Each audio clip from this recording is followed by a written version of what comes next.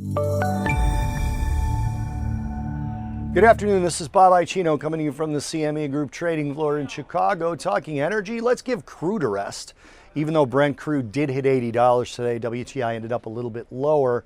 And let's talk natural gas. The inventory report for natural gas came out.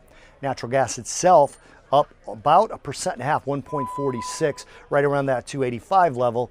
The inventory report showed stockpiles as expected week to week, but overall stockpiles still remain low. We're 34.8% lower than the average inventory numbers from last year, and we're about 24.6% below the 5-year average. So overall stockpiles are in the very low range, even though the data today was as expected. We're getting some pipeline closures too for maintenance, which is going to kind of slow the import of natural gas, which can kind of keep a cap on prices as well. But we did rally, or rather a little bit of a bid to prices. Like I said, we did rally up about 1.5% today, a little bit under that. The weather change has been interesting because the weather changed quickly across the country and promoted kind of steady demand. There was really no pause, no sort of spring weather across the country in any large scale where there's no demand for natural gas. So what we go from normally is seasonality, where there's a demand in the winter for heating generated from natural gas. Then we get kind of a spring where there's mid-range weather where people open their windows, they don't have the heat on, they don't have the air on.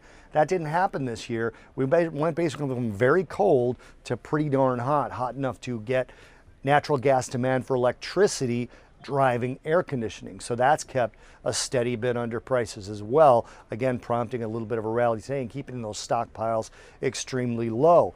To the downside of it, the seasonal bias is winding down. The seasonality is pretty strong for natural gas, tends to rally between February and June. Similar seasonality in crude oil, although with last year's year-long rally, the seasonality, the 20-year seasonality has averaged up a little bit in crude, but in natural gas it hasn't.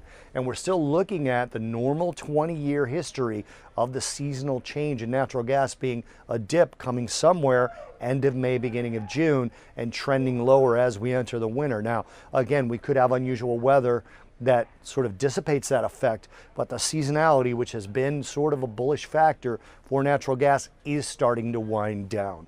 This is Bob Iaccino talking natural gas futures from the CME Group trading floor in Chicago.